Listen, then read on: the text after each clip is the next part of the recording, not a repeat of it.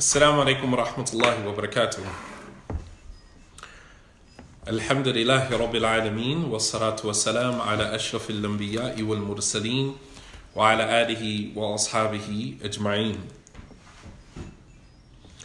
So tonight, inshallah ta'ala, we're going to just talk briefly about some matters that I think are very important. I had a particular topic in mind, but I'm going to incorporate the topic that we initially settled on, myself as well as the Muslim Center of Wilmington, Masjid Al-Kawthar, for those of you who are familiar with it. And so they reached out and alhamdulillah asked me if we can collaborate on doing a Friday night lecture for this week as well as for next week, inshallah. So next week we also will do a Friday night lecture as well. All right. So tonight I want to talk about 7 characteristics, 7 behaviors of successful people. 7 qualities, 7 characteristics, 7 behaviors of highly successful people. All right. And the 7 qualities or characteristics, I want us to be able to, alhamdulillah, I'm glad the Prophet sallallahu alaihi wasallam, the way that he breaks things down, he always enumerates and itemizes behaviors and qualities and characteristics that makes it very easy for us to pick and choose which one, we feel that, feel more inclined towards, or the qualities or characteristics that we feel that we could probably do better than others. And it gives us a variety of things, a variety of qualities and characteristics to try to incorporate into our lives. So we're going to talk about 7 behaviors, 7 characteristics of highly successful people. All right. This was a book that was written some time ago. And I believe Imam Bilal Phillips, he had did a lecture similar to this years ago. But alhamdulillah, I'm going to take the same construct, the same concept, and I'm going to use it again tonight, inshallah ta'ala. 7 qualities, 7 characteristics of highly successful people. And these 7 qualities, I'm going to give them to you first, and then I'm going to go into the hadith where the Prophet ﷺ talks about these qualities, these characteristics, okay? So these qualities are, number 1, fairness, justice, and fairness. One of the qualities of highly successful people is to be fair and to be just with everybody. Number 2 is consistency. That if you are going to be successful at anything, you have to be consistent. You have to learn how to be consistent. For many of us, procrastination is our biggest issue.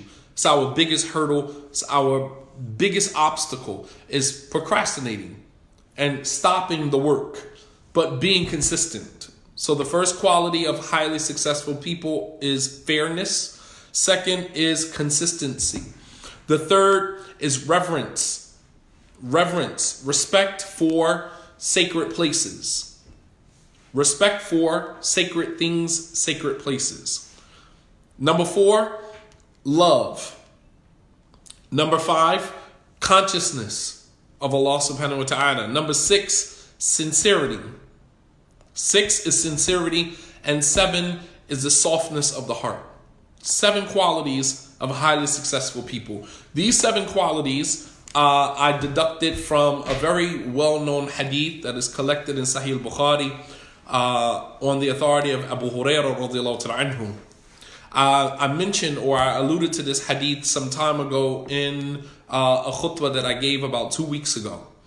And this is the very famous hadith of Abu Hurairah radiallahu anhu, who said that the Prophet ﷺ said, "Sab'atun yudhilluhum Allahu fi dhilli yawma la dhilla illa dhillu." There are 7 people who will be shaded by the shade of Allah subhanahu wa ta'ala on a day where there will be no shade except the shade of Allah.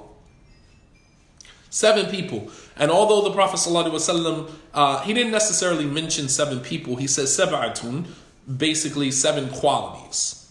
7 qualities. All right? But he used the number 7. Sab'atun. 7 qualities, 7 people who incorporate those qualities in their lives. Yudhilluhum Allahu fi dhilli, who Allah subhanahu wa ta'ala will shade on the day where there will be no shade except the shade of Allah subhanahu wa ta'ala. So follow me as we go through these 7, and so that we can begin looking at ourselves while we have time now, and be able to identify our weak points, be able to identify our strengths, our weaknesses, and begin to, strengthen our weaknesses and begin to maximize our strengths. Strengthen your weakness and maximize your strengths. All right. Some of us, we don't know how to identify what are our strong points. What are the things that you are good at, and maximize those things. We spend way too much time focusing on the things that we're weak on. And if you invest so much of your time and energy in the things that you are weak in, then you'll never get an opportunity to maximize the things that you are strong in. You guys follow me? So the first quality, he said 7 people, 7 qualities, 7 characteristics that Allah subhanahu wa ta'ala will shade on a day where there will be no shade except the shade of Allah subhanahu wa ta'ala. He said the first, Imamul Adil. Imamun Adilun is a fair and just Imam. Meaning a person in a position of leadership who exercises fairness and justice, impartiality. Person who is in a position of leadership, and in that position of leadership, they begin to exercise impartiality, fairness. And I know that it is very difficult for us as human beings to be impartial. I mean, almost like impossible. I mean, is it even possible for a human being to be impartial?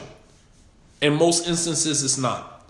Because we are not aware of our own biases. We're not aware of our own subtle biases, right? Whether as a parent, whether as an imam, a leader in the community, whether as a business owner, we're not aware of our biases. So as a result, we tend to think that we're being fair and think that we're being just, but in fact, we are not. Fairness and justice, sometimes it looks different depending on the circumstance and the situation. Somebody may look at you from a distance and say you're not being fair, when in fact you are being fair. I'll give you an example.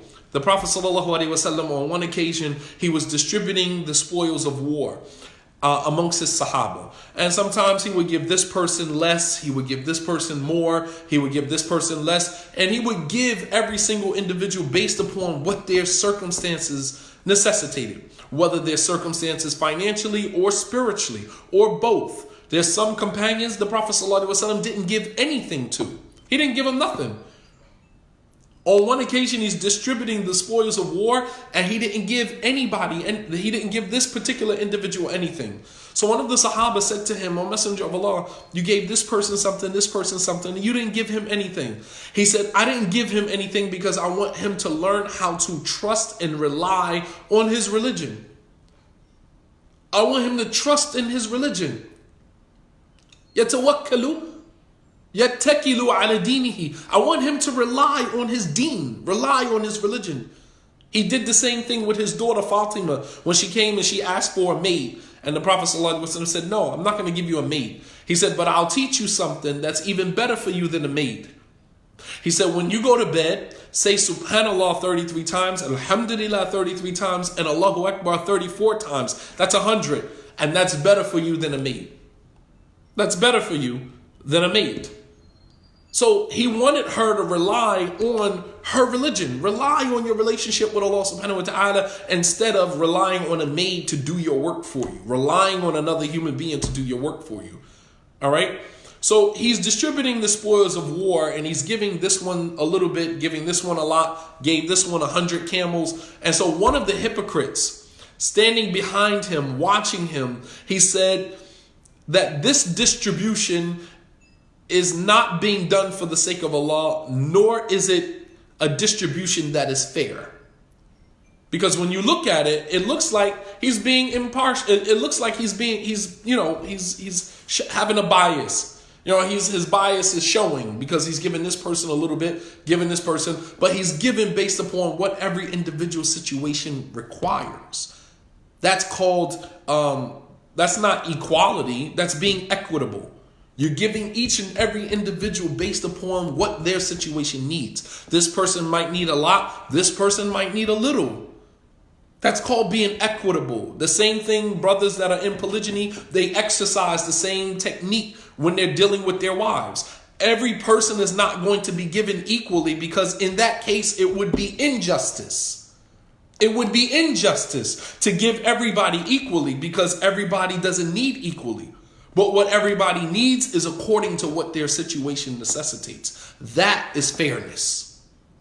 So we have to understand what being fair actually means. It doesn't mean everybody is given the same exact thing. If you have a child that's 18, you have a child that's 14, you have a child that's 7, do you give them their plates of food? Are they equal? No, you give each child based upon what they can handle.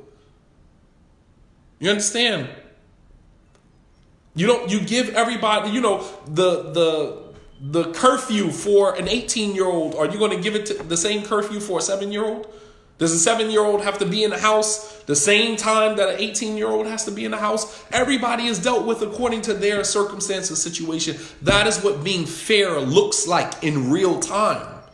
But we have this notion, this idea that fairness is that everybody should be given an equal amount or equal portion or equal share.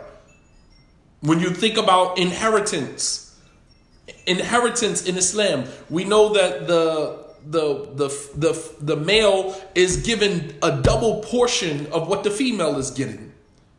And some women might look at that and say, well, why is it that a woman gets half of what a man gets? Why is it that a woman, when the distribution of the inheritance, why is a woman given half of what a man is given? You want to know why? Because the woman doesn't have to provide for anybody with her wealth. Anything that she gets from her inheritance goes right into her pocket. The man gets double what the woman gets because he is now providing for his family. He is the one that is responsible for his family, so he doesn't get to put anything away. Everything that he receives is going right back out to take care of the household. You understand? So each and every person is given according to their means. And that is what it means to be adil, to be fair and to be just. What else does it also, being fair and just, means that there are no double standards. There are no double standards. That if you set a law and you set a rule, everybody has to abide by that rule. Nobody is exempt from that. That is also being fair. And we live in a time, especially in the Muslim community, where there are double standards. Some people can do certain things and get away with it, and another group of people can do the same thing and, be crucified for it. You understand? One person can do one thing and get away with it. Another person can do the same exact thing and they get crucified for it. And this is called double standards. And there's a plethora of double standards in the Muslim community. There's certain things that certain groups of Muslims can do, and it's okay, it's fine. And if another group of Muslims does the same exact thing, wash your hands of them, they're this, they're that. The Prophet ﷺ, he set the bar and he imposed that bar on everybody. Everybody was responsible for following that bar. The Prophet ﷺ, in a hadith where a woman stole, right? And the Sahaba were afraid to bring this to the Prophet ﷺ. And so when he finally got wind of it, as Usama ibn Zayd, they sent Usama to go talk the Prophet ﷺ down, right? They sent him to go talk to the Prophet ﷺ. This woman stole, let her go. She's from the tribe of Makhzum. She's from the higher tribes, from the upper tiers of society. So kind of just let her go. And the Prophet ﷺ, he saw what Usama was trying to do. And he said, Usama, are you trying to intercede in a legislation from the legislations of Allah subhanahu wa ta'ala? Meaning this is already written. She stole, her hand gets cut. Her hand gets cut. You trying to intercede? And then he saw that it was, it was an issue amongst the Sahaba. So he got up publicly and he addressed it publicly. This is fairness. He said, Waymullah, lo anna Fatima bintu Muhammad saraqat laqata'tu yadaha. He said, I swear by Allah, I swear to God, if my own daughter Fatima was to steal, I would cut her hand off. Meaning there is no double standard. There's no rule that applies to this group of people that don't apply to this group of people. La wallahi. You want to be fair, you want to be just, then you set the bar and you impose it on everybody. No one is exempt from that. Obviously, there are some exceptions to the rule due to circumstances and situations. But come on, man. Come on. So the first quality of highly successful people is fairness. That you exercise fairness between, your subjects, the people that you are responsible for, in any capacity. In any capacity. Because you are responsible. And what prevents us from exercising fairness is because we start to get close to certain people and we feel uncomfortable, imposing on them what we feel comfortable imposing on other people. And this is the danger of allowing people to get too close to you without boundaries. As I said before, any relationship without boundaries is toxic. Any relationship that does not have any boundaries is bound to be toxic. Bound to be dysfunctional. Every relationship has to have boundaries. Every single one of them. For Imam or Adil, the fair and just Imam, whether you are a husband, whether you are Imam of a masjid, right? It doesn't matter. You're Imam of a masjid, you're a husband, you're a CEO of a company, you're the employer of a company.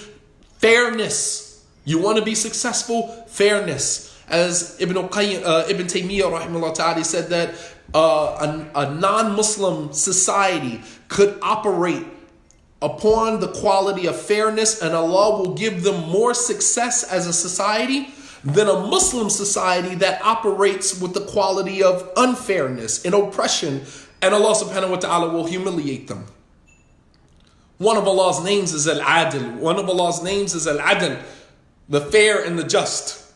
That Allah, Ibn Taymiyyah said Allah subhanahu wa ta'ala will give success to a non-Muslim society that functions on the quality of fairness, and he will humiliate a Muslim society that operates on the premise of unfairness and oppression. Number 2, from the qualities of the highly successful people is consistency. If you are going to be successful at anything, it's going to require consistency. You have to learn how to be consistent. And the Prophet ﷺ said the second quality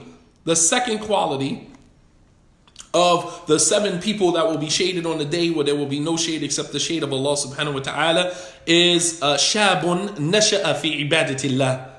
Is a young boy, a young kid who was raised on obedience to Allah subhanahu wa ta'ala, and he maintains that even after, he establishes his independence from his parents. Shabun nasha'a fi ta'atillah fi ibadatillah is a young person who is raised on obedience to Allah subhanahu wa ta'ala. Young person who is raised on obedience to Allah subhanahu wa ta'ala, and he maintains that obedience to Allah throughout his life. Consistency.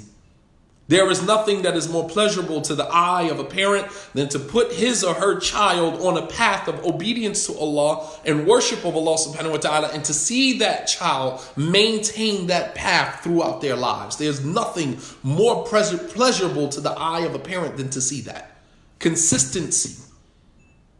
That we introduce our children to God. We introduce our children to Islam. That's all we can do. We show them the rules, we demonstrate to them how it should be practiced, and then they eventually move off on their own.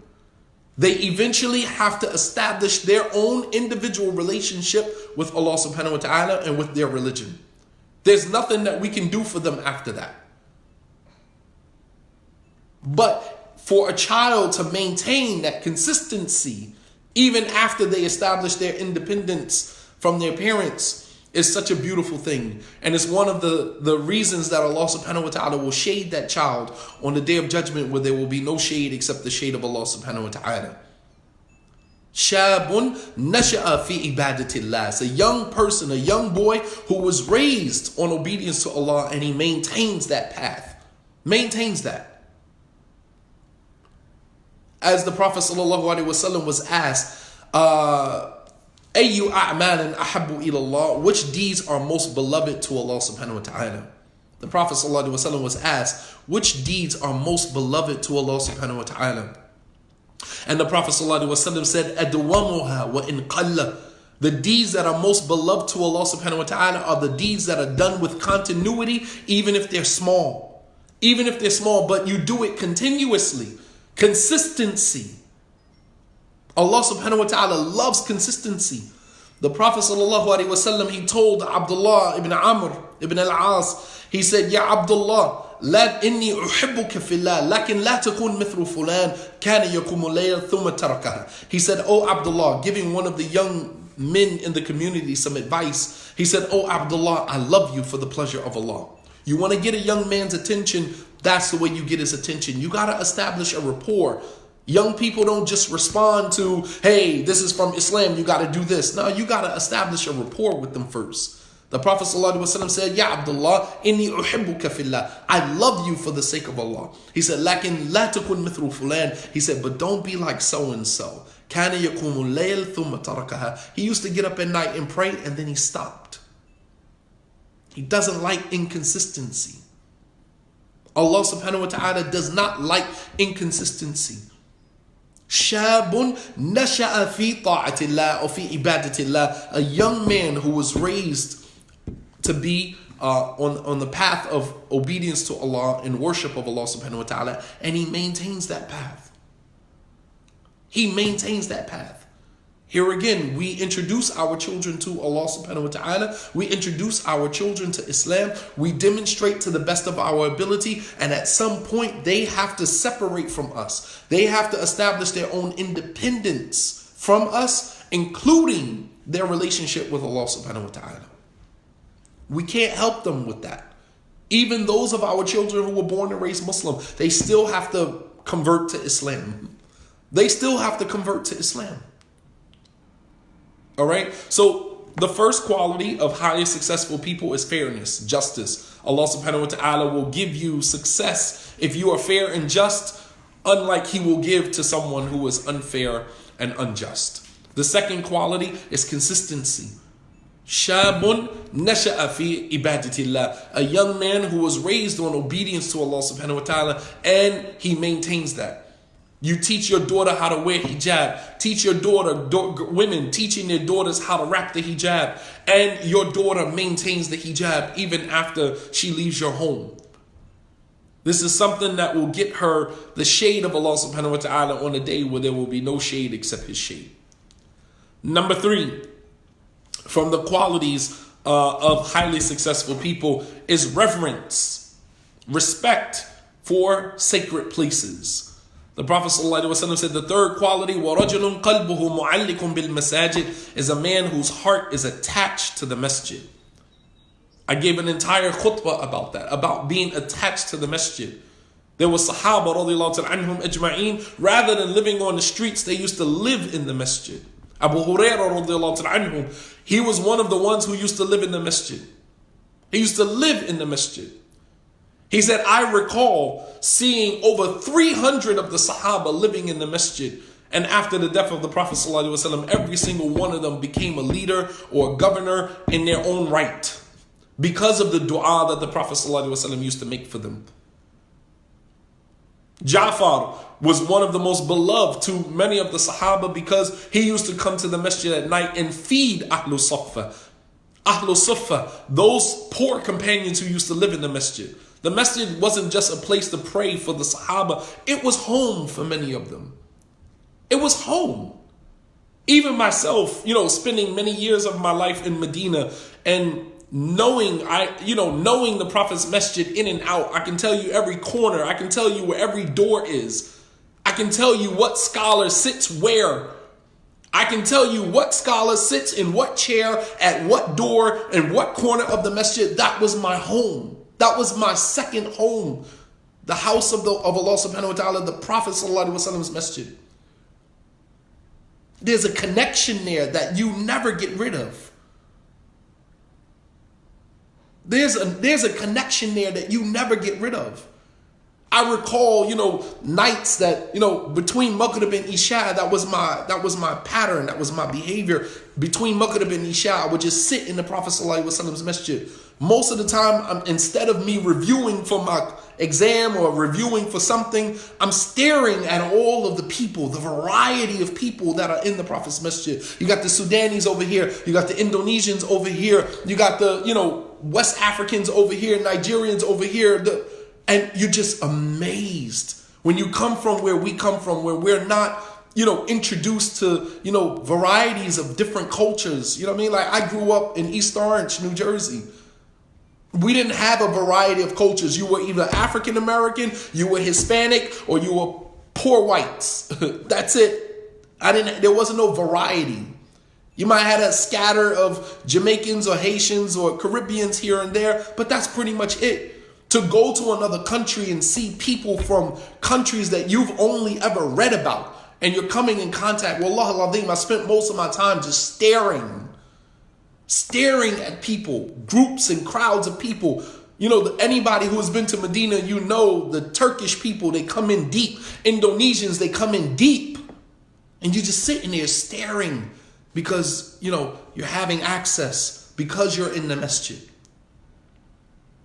Days when you're sitting in the Prophet ﷺ's masjid and you see the umbrellas closing and you can hear the birds chirping and the serenity, the quietness. You can hear the murmur of people, young boys in the back reciting Quran. You can hear the different scholars. Subhanallah, just thinking about it, man, puts me back into a place, man, subhanallah. Just thinking about it puts you back in that place. رَجُلٌ قَلْبُهُ مُعَلِّقٌ بِالْمَسَاجِدِ. A man whose heart is attached to the masjid. That's a level. Why would your heart be attached to the masjid? Your heart is attached to the masjid because there's a level of reverence and respect that you have for the masjid.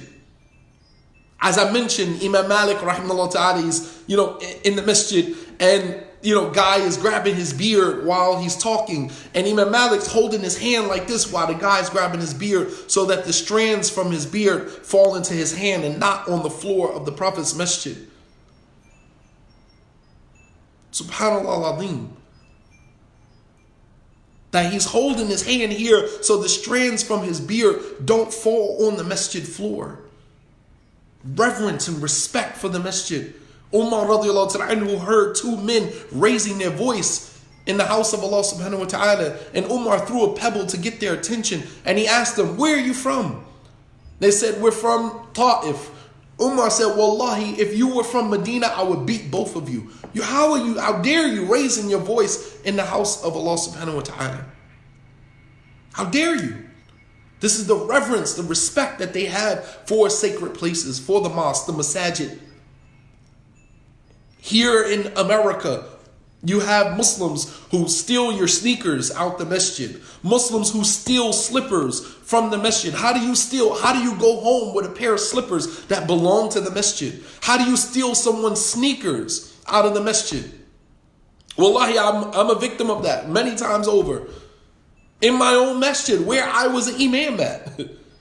I put my shoes on the shoe rack and go in to pray, and we can see on the camera that we have right in the hallway the brother who took the sneakers. He literally looks at the shoe rack trying to decide, hey, I got this, I can take whatever pair of shoes I want. And just so happened he takes my shoes and walks away. And the thing about it is, if you need a pair of shoes, wallah al-Azim, Muslims are so generous, they will give you the clothes off of your back. They will give you the clothes off of their backs. Muslims are by far some of the most generous people that I have ever met in my life. Generosity on levels that, we grew up in ghettos. We grow up in environments where people are just selfish. You see what happens to our society when, there's a pandemic. You can't even find any tissue. People buying, whole pallets full of tissue because you could give a damn about the next person. That's the type of environment that we grow up in. SubhanAllah. And then to convert to Islam and see Muslims who will give you literally the shirt off their backs, man. I've never seen a group of people who are more generous than the Muslims. And if you needed something, you needed shoes, you needed socks, you needed anything, anybody would give it to you. Hell, I would have gave him the shoes if he'd have asked me for it. The shoes weren't like, they weren't like brand new shoes. Weren't like brand new shoes. Nonetheless, rajulun qalbuhu mu'allikum bil masajid, a man whose heart is attached to the masjid. And this doesn't mean you sit in the masjid all day long. This means that while, as the scholars explain this hadith, this means that while you are out and about, your heart is connected to the masjid. You can't wait to finish up what you are doing, whether in the marketplace, wherever you are, so you can get back to the masjid for salah. Growing up, spending time in an environment like Saudi Arabia, where there's a masjid on every single corner, you can hear 6, 7, 8 adhans in one neighborhood. In one neighborhood, you can hear the adhan from 6, 7, 8 masjids on the different corners. Imagine 6, 7 years of your life and you hear the adhan 5 times a day. How could your heart not be attached to the masjid in environments like that? And here, because we want, the American dream, we move in the suburbs, we move to environments where there are no masjids, or we move so far away from the masjid. Now our excuse for not coming to the masjid is that, I live too far from the masjid. I live too far from the masjid. And we have to be, we have to be mindful of that. But a man whose heart is attached to the masjid, meaning you have reverence. You have reverence and respect for the places, the sacred places in our religion, the places that our religion considers sacred. You think of, you think of living in an environment like that, where you're surrounded by masajid. How could your heart not be attached? I used to walk from my house, from the apartment that I lived in Medina. I used to walk. I lived about a mile from the Prophet's Masjid.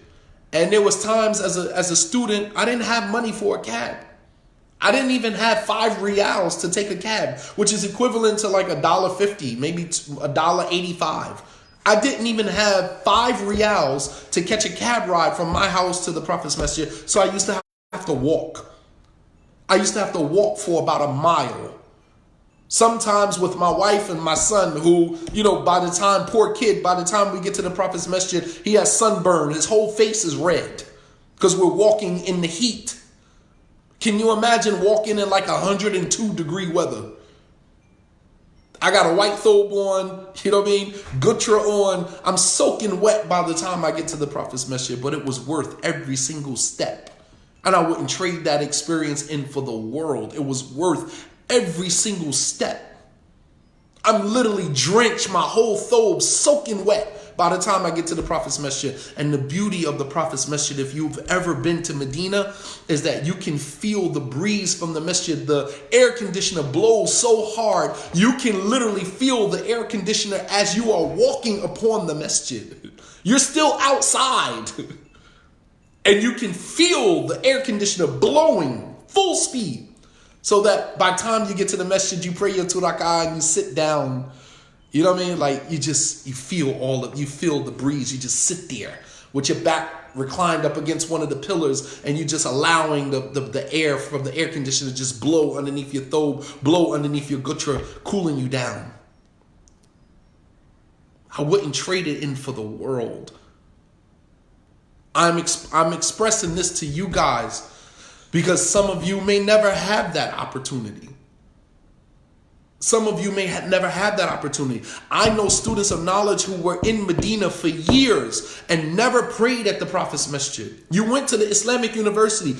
After school, the Islamic University used to provide free bus ride for students from the university to the Prophet's Masjid. And you had students who would go back to their dorm room and would pray at the masjid on the university premise, and they would never go to the Prophet's masjid and pray. How? How? For years, I know students, years, never went to the Prophet's masjid to pray. You travel all the way from your home country to come to Medina just to go to the Islamic University. Nah, that experience, man, you missed the point. The experience wasn't about just going to the Islamic University. That experience was about establishing a connection with the Prophet ﷺ via his masjid. The Prophet is right down the street, buried right in his house, right next to the masjid. How could you not go to the Prophet's masjid and pray? How could you not? Subhanallah al-Azim, man. I used to walk to the masjid almost every day. My routine was I was at the Prophet's masjid every day between Maghrib and Isha. Just sitting in the masjid, enjoying the atmosphere, just envisioning that possibly where I'm sitting right now is probably a place where the Prophet ﷺ once stepped. Where I'm sitting right now is possibly a place where the Prophet ﷺ, his foot once stepped on the very place where I'm sitting. Subhanallah. رَجُلٌ قَلْبُهُ مُعَلِّقٌ بِالْمَسَاجِدِ. A man whose heart is attached to the masjid. You got to look at yourselves now. After, once this situation has passed, what type of relationship will you have with the masjid now? What type of relationship will your children have with the masjid? Because our children, their experience with the masajid, with Islam, is an extension of our experience. So if you're in the car and you're constantly talking about how dirty the masjid is, how filthy the masjid slippers are, complaining about the imam, khutbah is always too long, I don't like the smell of the carpet, what type of message are you sending to your children? What type of message are you sending to your children? But when you say, I love the masjid, we're at the mall, it's time for salat, come on, let's leave and let's go pray and then we can come back. We go right up the street to the masjid.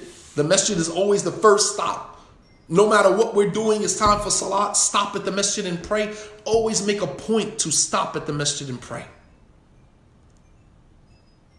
Always make a point to stop what you're doing. Even if you're traveling, you're in a different environment, you're in a different city, locate your nearest masjid. Your children need to learn how to have reverence for these places that we have in our religion.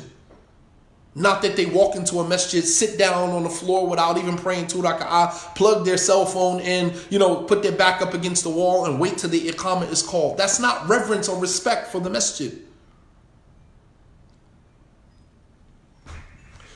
So, number 3 is reverence and respect for the sacred places. It's one of the qualities of successful people.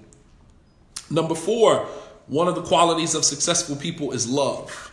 And I could spend so much time on this, man. Many of us don't even know what love looks like.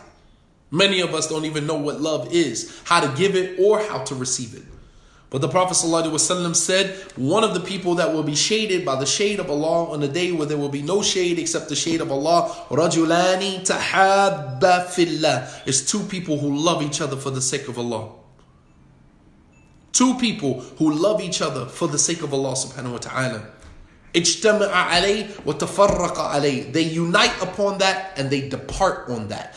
Even though me and you are no longer friends, I still love you for the sake of Allah subhanahu wa ta'ala. Friends is personal. Love for the sake of Allah subhanahu wa ta'ala, that's deen. That's spiritual. There's no negotiating with that. You don't have to like me. You don't have to like me. And that's okay, because that's personal. We're talking about loving each other for the sake of Allah subhanahu wa ta'ala. That's spiritual. That's not personal. That is connected to your deen. The Prophet ﷺ said, لا يؤمن أحدكم حتى يحب لأخيه ما يحب لنفسه. None of you truly believes until you love for your brother what you love for yourself. You don't have to like me. I'm not here to like you. I tell my children, I tell my kids in school the same exact thing. I don't care if you don't like me. I'm not here for you to like me. I'm past the stage of my life where I'm trying to develop friendship because it's a part of my social development. I'm not trying to develop friends. We love each other for the sake of Allah subhanahu wa ta'ala, and that never goes anywhere. But subhanAllah, in our day and time, because we don't understand what loving for the sake of Allah means, we don't understand what that means, that the moment we have a fallout with one another, it's almost like you are a clear enemy. Almost like if I could spill your blood and get away with it, I would do it in a heartbeat. How is that love for the sake of Allah subhanahu wa ta'ala? How is that love for the sake of Allah subhanahu wa ta'ala? Because we have a disagreement, you go on a smear campaign and destroy a person's honor because we have a disagreement. Where's the love for the sake of Allah subhanahu wa ta'ala? And that is indicative of how we treat everybody in our lives because we don't know what love is. We don't know, we don't have a concept of love. Our concept of love is that you agree with me, we're cool. You disagree with me, I toss you out with the bathwater. Toss the baby out with the bathwater. That is our concept of love. And it's really sad. Because you hear brothers say all the time, oh, I love you for the sake of Allah. No, you don't. You don't love me for the sake of Allah. You don't even have a concept of loving me for the sake of Allah. The moment I do something, because love is not determined based upon the times of convenience. Love is determined based upon times of challenge. Love is not based upon when it's convenient, when we're cool, when everything is great, when we agree on everything. That's not how you determine love. Love is determined when we have a fallout, when we have a disagreement. That's when you determine love. But two men who love each other for the sake of Allah, they meet upon that, they unite upon that, and they do not depart except upon that. Even if we're no longer friends, I still love you for the sake of Allah. I still would not want to see any harm come to you. I would not want anything bad to happen to you. I still make dua for you, and I want nothing but the best for you. We just can't be friends. We can't be cool. But I don't have anything personal against you. I still love you for the sake of Allah. I would still, if we were out and about and I saw somebody, doing something to you, I would still intervene. I would still engage. I still wouldn't let nothing happen to you. But we just can't be friends.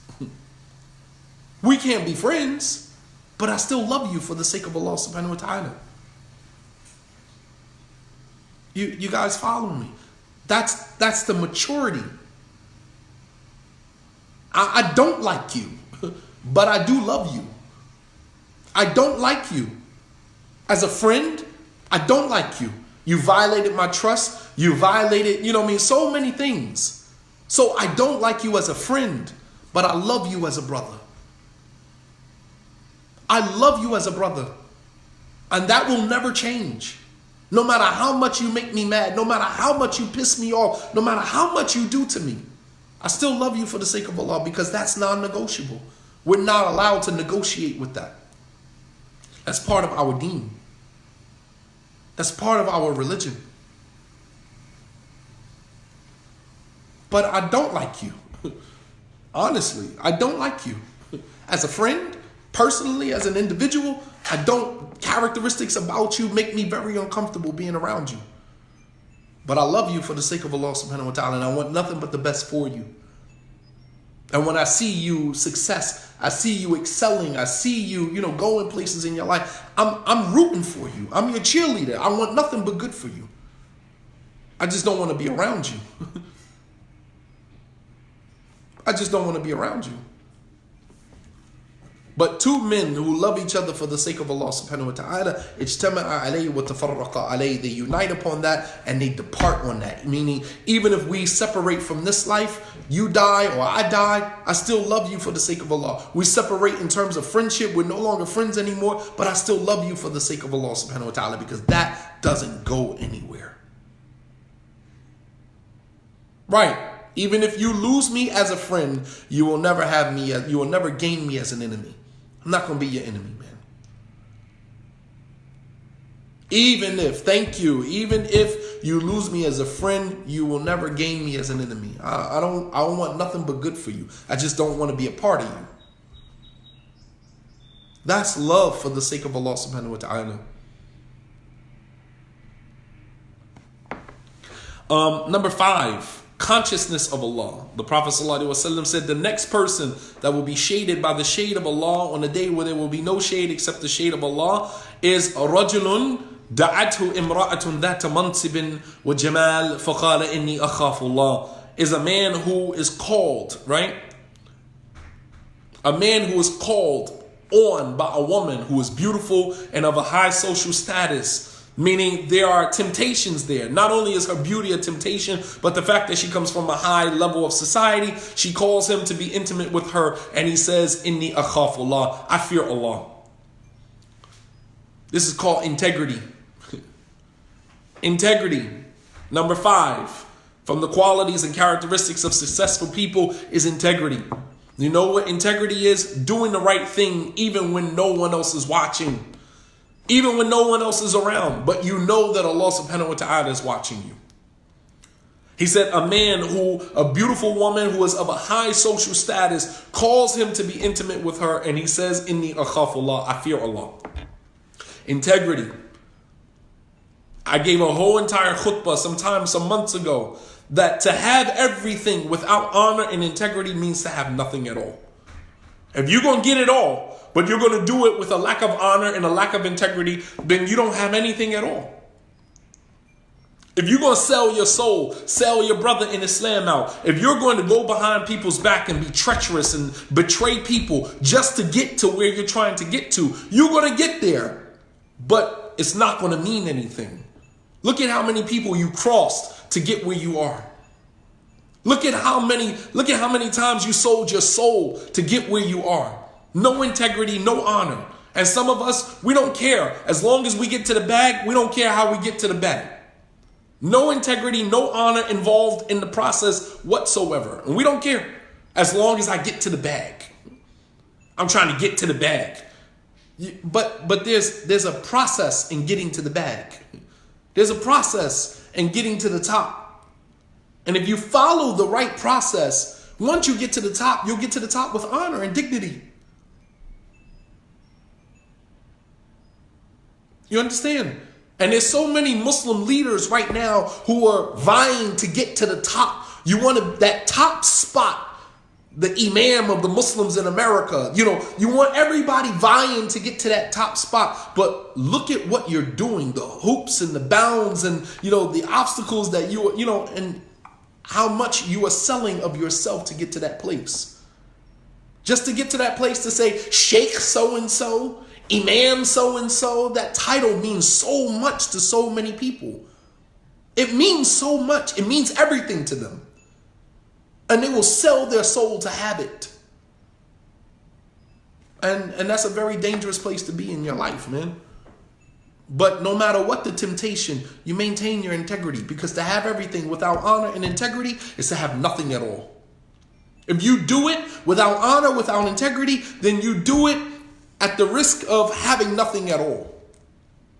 What sense does it make to be the Imam Sheikh Fulan, you're on CNN, you're on MSNBC, or you're on any of these television stations, but then as Sheikh so-and-so and Imam so-and-so, but look at what you had to do to get there. Look at what you had to do to get there. Look at how many people you had to step on. Think about how many people you had to betray, how many people you sold out. Some people have sold the whole entire Muslim community out, putting their hands in the hands of organizations and other, affiliations, with people with things that actually don't like Muslims.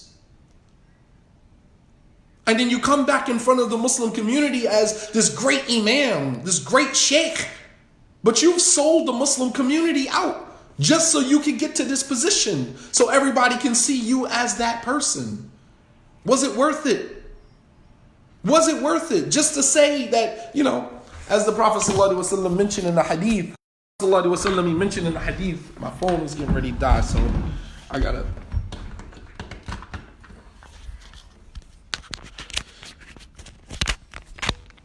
The Prophet ﷺ, he mentioned in the hadith that I forgot my train of thought, man.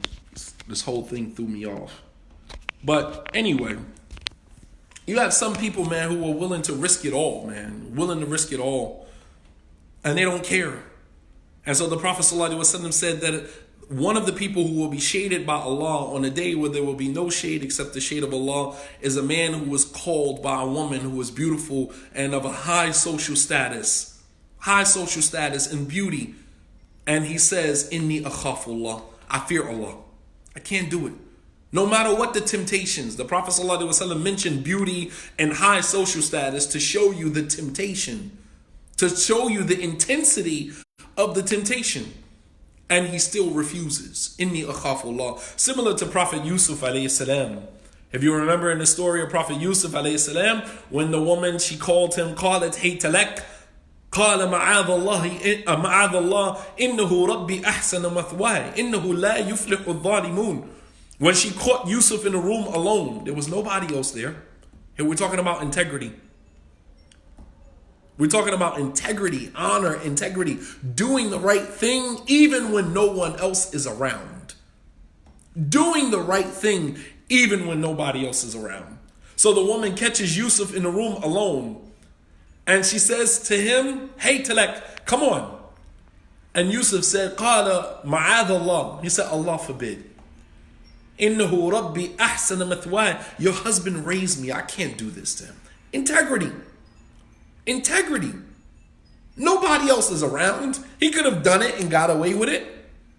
But then how do you live with yourself afterwards? How do you live with yourself afterwards? Yusuf said, Ma'adallah, Allah forbid. Innahu Rabbi ahsana mathwaya. Your husband raised me. I can't do this to him. That's integrity. That's honor.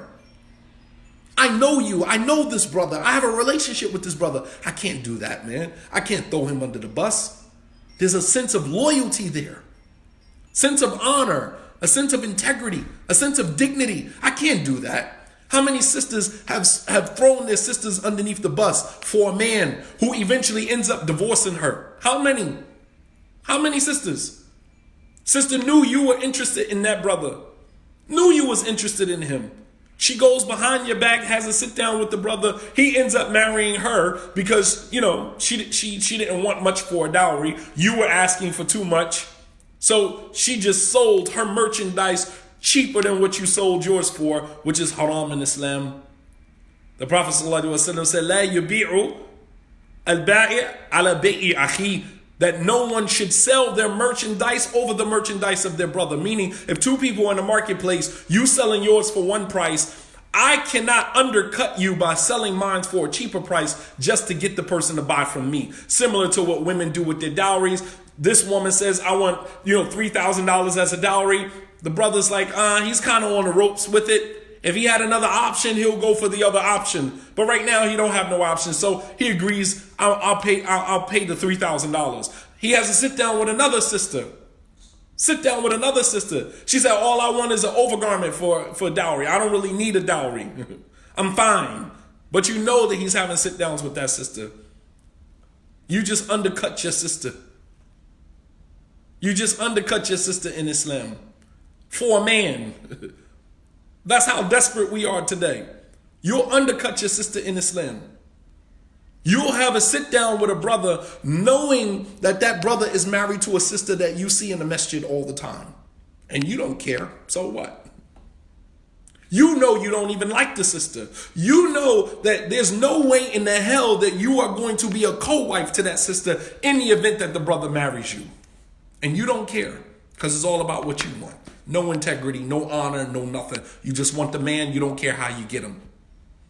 And I gave a whole lecture. How you get a man is how you lose him.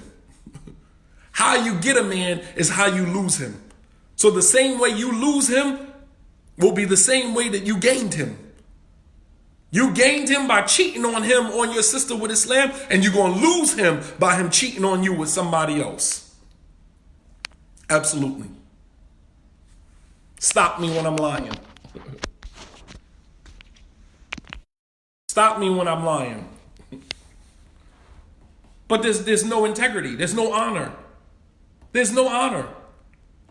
Sister, you know that this brother is married. If a brother approaches you and he tells you that he's married, why is not your next question, well, then I need to know that your wife is comfortable and okay with polygyny before I even step into this. You don't care.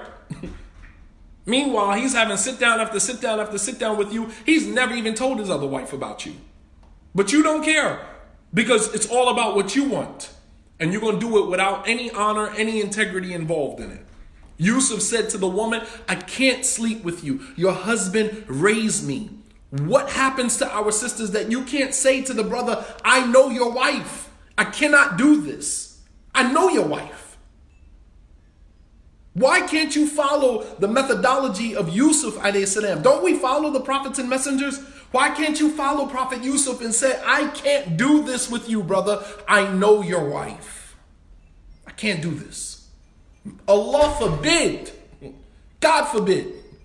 I know your wife. I can't do this. I've known your wife for years. I've known your wife for years. I'm not dealing with the brothers right now because a brother cannot do what you don't allow him to do. Brother can be whoever the hell he wants to be. He cannot go except as far as you allow him to go. Don't say brothers need to fear Allah. Brothers are not going to be able to fear Allah without men respond to authority. Men respond to authority. And when in the absence of authority, men are going to act lawless. And that is what is happening in the Muslim community. Men only understand authority. They don't understand, which is why as boys, I'm raising boys. I'd rather them fear me and respect me later than trying to, appeal to them for them to respect me. They don't understand respect now. They don't figure that out until years later. Now you fear me. You violate my law. You violate my authority. There will be consequences. You understand? That's the only language men understand. Men don't understand any other language. You can respect me later. As you mature, you have children of your own, and then you'll realize what I was trying to do. You can respect me later. Right now, you're going to fear me. You violate my authority, there will be consequences. Bottom line, that's the only language men understand. You can't appeal to the animal in a man. You can't.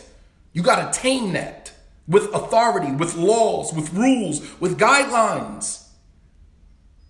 That's the only language that they understand. So we're not talking about, brothers need to fear Allah. Brothers ain't going to fear Allah because it ain't no authority in our communities.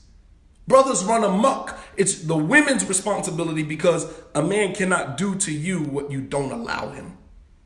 He can be whoever the hell he wants to be, but he can only go as far as you allow him to as a woman. Don't sit here like some damsel in distress, like you don't have any control over your private part, like you don't have any control over how far you let a man into your space. You control that. You control that.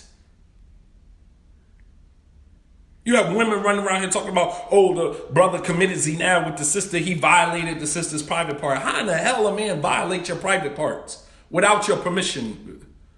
Other than that, it's rape. So if it was consensual, then it's not a violation. You welcomed him in. You welcomed him in. And sisters need to start taking responsibility for that. We will never be able to tame the animalistic side of many of these brothers. There is no authority. Without law, there's no order. There's no authority in our masajid. There is not even accountability. If the sister doesn't have a father, she doesn't have a wali or a strong man in her corner, brother's going to run over top of her. Period. But why can't the sisters follow the same methodology as Prophet Yusuf alayhi salam when the brother approaches and say, Ma'adallah, God forbid that I should do that with you, brother. I know your wife. Me and your wife went to Islamic school together. Me and your wife prayed Taraweeh together for a whole month of Ramadan. I can't do that to that sister, man. Where's the integrity? Where's the honor? But the Prophet ﷺ said, a man who is called by a woman of beauty called by a woman of high social status, and he says, Inni akhafullah, I fear Allah.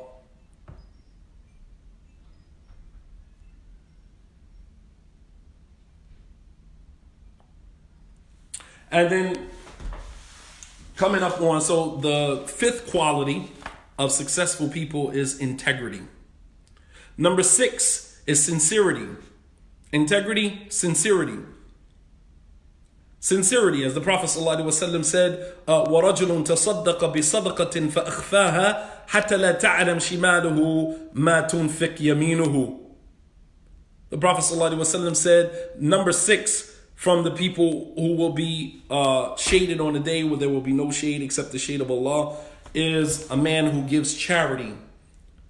رَجُلٌ تَصَدَّقَ بِصَدَقَةٍ, a man who gives charity so secretly that his left hand doesn't know what his right hand gives. Sincerity. Ikhlas. And in the words of Sheikh Salam al-Ta'wil, at the core of every dysfunction is a lack of sincerity. Show me any dysfunctional situation, and I'll point to you that the breakdown of that situation started when somebody was not sincere. At the core of every dysfunction is a lack of sincerity.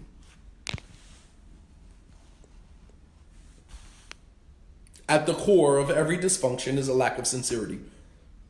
If you want success in any endeavor in your life, there has to be some level of sincerity, which means that you embarking upon that thing, there has to be a goal and intention behind it. And if it's not to please Allah subhanahu wa ta'ala, then don't embark on it whatsoever, because it's only going to be self-destructive later on. In the end, it will be self-destructive. In the end, it will be self-destructive. If you are not doing it for the sake of Allah subhanahu wa ta'ala, then train yourself, condition yourself to not even do it. If I'm not doing it for the sake of Allah subhanahu wa ta'ala, then I'm not even getting involved, because it's going to turn around and it's going to come back to me in a negative way. Because anything that we embark upon and we're not doing it for the sake of Allah subhanahu wa ta'ala, it does not have Allah's barakah anyway. You understand? You want Allah's barakah in anything, then you say Bismillah before. If you can't say Bismillah before you do it, don't do it, because it's not going to have Allah's barakah in it. If you are typing something up on the internet, before you hit return, ask yourself, can I say Bismillah and hit return and push it out there? If you can't say Bismillah over it, then don't do it.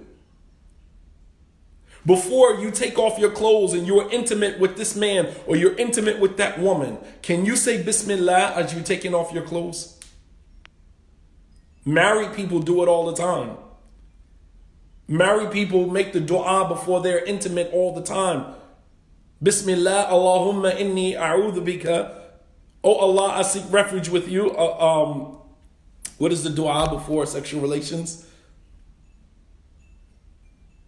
That we ask Allah subhanahu wa ta'ala to protect what we are getting ready to do and protect what is to become of what we're getting ready to do, meaning the children that are to come, if there's any children to come out of the situation. You're asking Allah subhanahu wa ta'ala for his barakah even before you engage in sexual relations.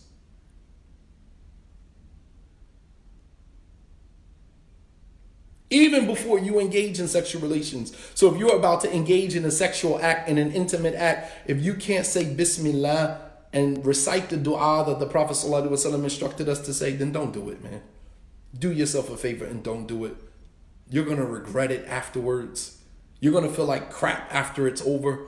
You're going to have to go and make a ghusl for something that was haram. You're going to have to go and ask Allah subhanahu wa ta'ala forgiveness for the next 3-4 months until you can get that monkey off your back, until you can get that sin off your back. You walking around feeling like you carrying the weight of the world on your shoulders. It's not worth it. Wallahi, it's not worth it. What shaitan is offering you is instant gratification. What Allah subhanahu wa ta'ala is offering you is paradise. Jannatin wa maghfiratin min indi. Paradise and forgiveness from him subhanahu wa ta'ala. It's not equivalent. Not equivalent.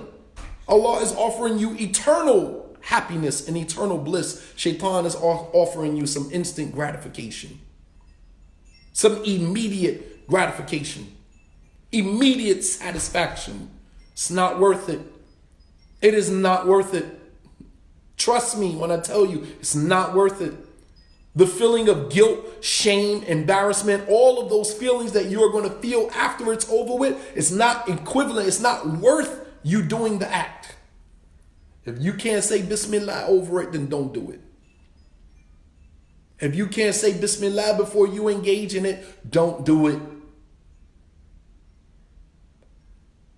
The Prophet ﷺ said the sixth person who will be shaded by the shade of Allah on the day where there will be no shade except his shade is a man who gives sadaqah so secretly that his left hand doesn't even know what his right hand is giving.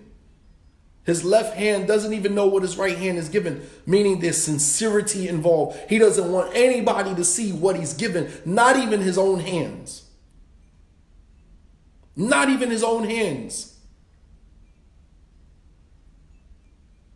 Allahumma jannabna shaitan wa jannab shaitan ma razaqtana. Jazakallah khair. Yes. Sometimes when you're used to saying the dua in that particular position, you only remember that dua when you're in that particular position. It's like trying to say something that you usually say in sujood when you're not actually in sujood. Absolutely. Allahumma jannabna shaitan wa jannab shaitan ma razaqtana. Absolutely. Jazakallah khair.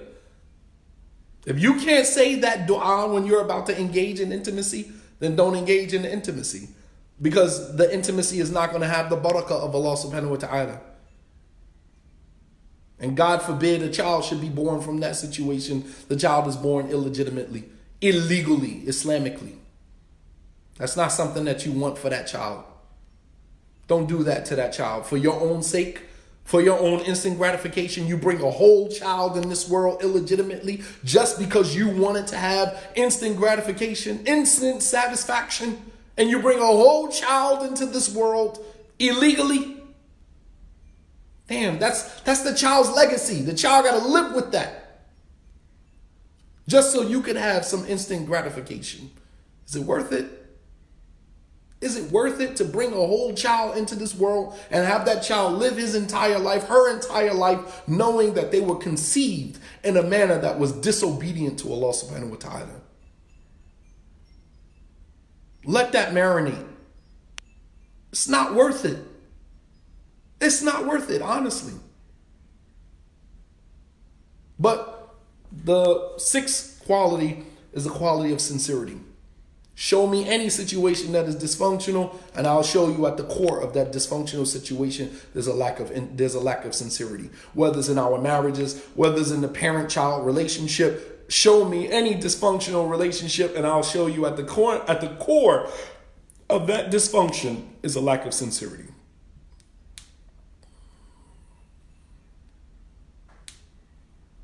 What if you are past the childbearing age? Yes. The dua is not just about having children. Read the English translation to the dua.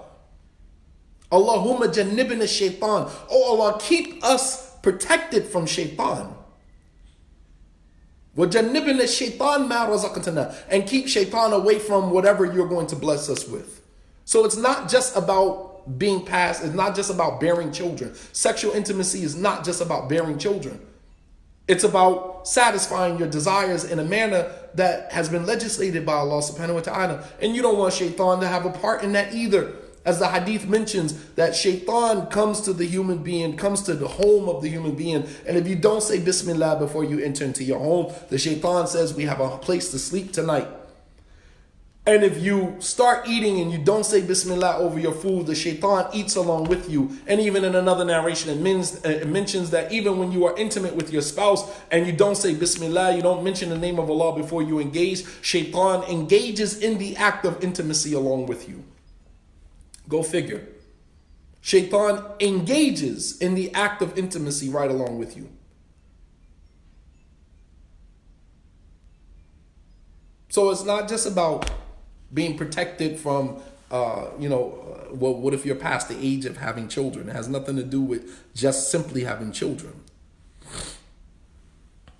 And the last quality is, as the Prophet ﷺ said, رَجُلٌ ذَكَرَ اللَّهَ خَالِيًا فَفَاضَتْ عَيْنَاهُ, is a man who remembers Allah subhanahu wa ta'ala all alone by himself, and his eyes just well up with tears. He began crying because he's remembering Allah subhanahu wa ta'ala. God consciousness.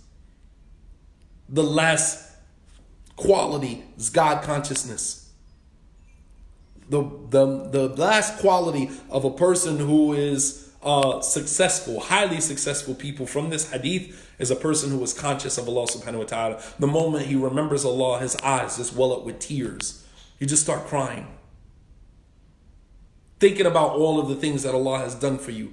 Think about, look at where we are right now. Look at every single one of us in our lives and where we are right now. Look at how far Allah has brought you.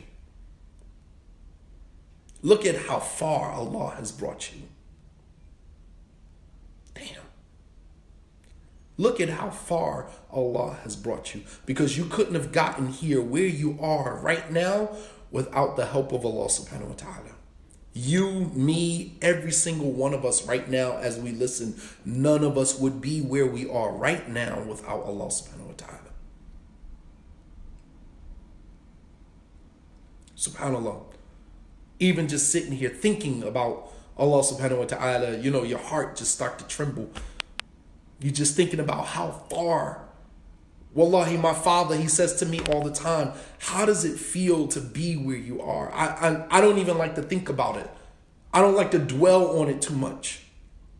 Because I know that there's no way in the world I could have gotten where I am right now in my life without the help of Allah subhanahu wa ta'ala. I ain't smart enough. I ain't brave enough to do all of this on my own. That would be giving myself way too much credit.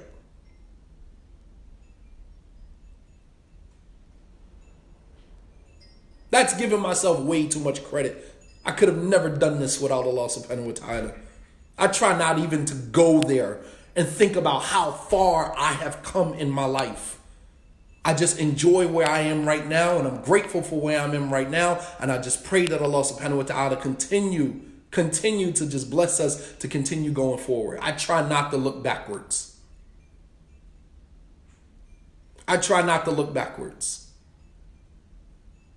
But a man who remembers Allah while he is alone and his eyes just well up with tears, you're just thinking about all of the things that Allah has done for you. How far Allah has brought you in your life. The many obstacles Allah has gotten you through. The many challenges Allah has, illuminated the path for you to get through it. Couldn't have done it without Allah. Couldn't have done it without Allah subhanahu wa ta'ala. Many of us in our medical conditions, our health, many of us in our marriages, many of us with our children, many of us financially. Think about all of the obstacles and the challenges that you have gone through just last year alone, all the way up until right now as I'm uttering these words. You could not have gone through it. You could not have made it through without Allah subhanahu wa ta'ala. Subhanallah al-Azim. A man who remembers Allah while he is alone and his eyes just well up with tears. All the things that Allah has done for you. All the challenges Allah subhanahu wa ta'ala has seen you through. SubhanAllah. These are 7 characteristics of a successful person. Number 1 is fairness. Number 2 is consistency. Number 3 is reverence and respect. Number 4 is love. Number 5 is integrity. Number 6 is sincerity. And number 7 is God consciousness. SubhanAllah. 7 qualities. I looked at the hadith and I said, the Prophet ﷺ is mentioning 7 things, 7 behaviors. How can I pull from that hadith just and break it down in terms of qualities that make it simple for us? And alhamdulillah, I prepared this like maybe 5 minutes before I opened up the Facebook Live. That alone is from Allah subhanahu wa ta'ala. That alone came from Allah subhanahu wa ta'ala. This whole speech, this whole talk that we've had from Allah subhanahu wa ta'ala. I take no credit for it at all.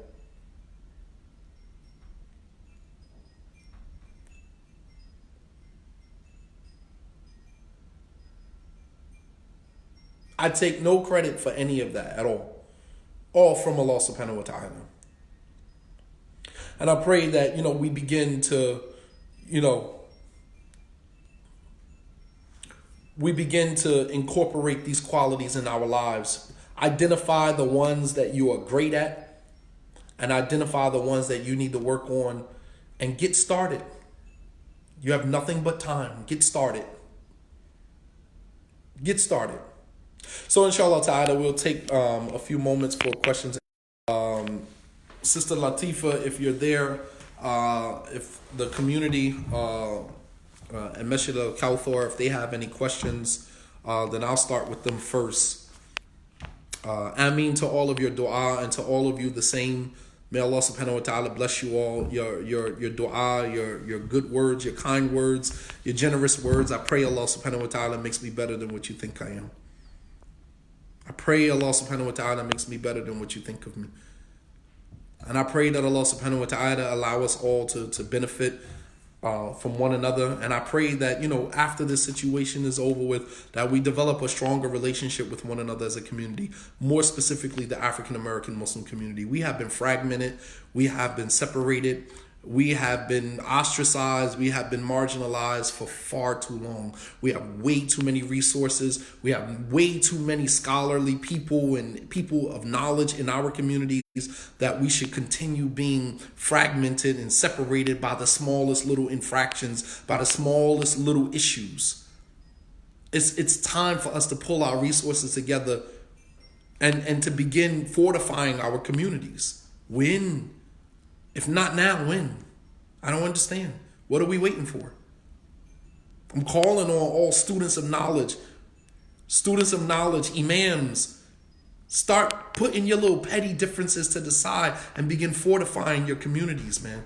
Begin working hand in hand. Ta'awanu, we like to use this ayah all the time, but we don't see it manifesting. Ta'awanu alal birri wa taqwa, cooperating with one another upon righteousness and taqwa. You don't have to like the brother. You don't have to like him. We like children. Or I'm gonna take my toys and I'm gonna go over here. I'm leaving the sandbox and I'm gonna go over here with my toys and I'm gonna play by myself. Because you don't like him. You don't like this brother. You don't like that brother. And part of this whole I don't like this brother, I don't like that brother, that's mainly a lot of brothers' insecurities, man. Brothers gotta stop being so insecure, man. When you're around certain people and they, when somebody is confident, man, that should help you just build your confidence. But don't try to tear somebody else's confidence down because you're not there. Don't label the brother as arrogant, label the brother as cocky, label the brother as this or that because, he exudes this type of confidence that you have yet, you have yet to get to that place. It's not fair, man.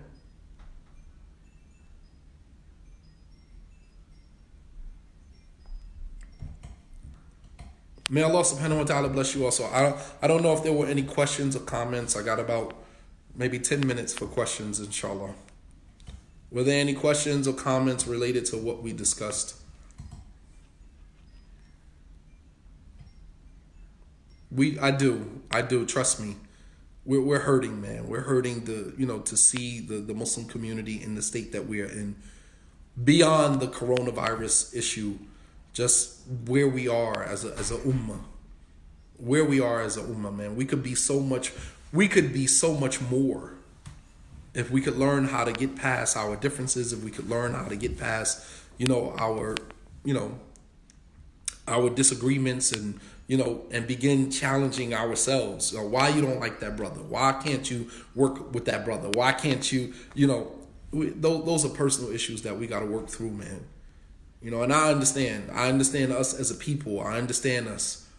So I'm a little bit more compassionate, a little bit more, understanding.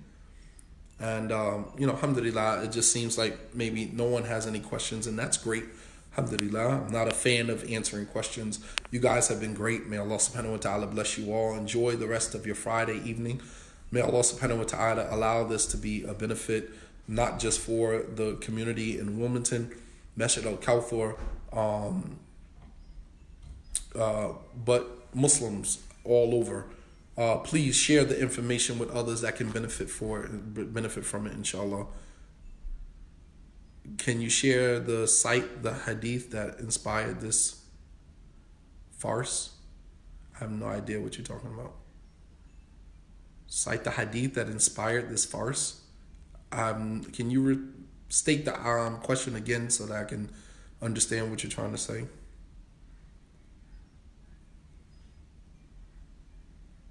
And I love you guys as well. May Allah subhanahu wa ta'ala bless you all. Alhamdulillah. Just please keep me in your dua.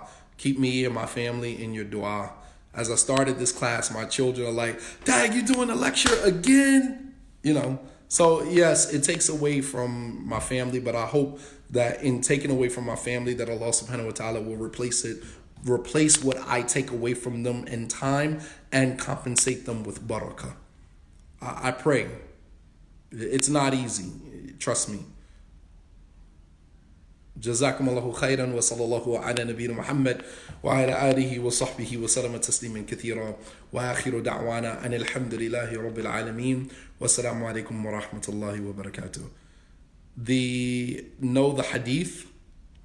The hadith is the 7 people who will be shaded by Allah on the day where there will be no shade except the shade of Allah. It's a very famous, very popular hadith. A basic Google search will bring up the hadith for you, inshallah. All right. Jazakum Allahu khairan. Wassalamu alaikum wa rahmatullahi wa barakatuh.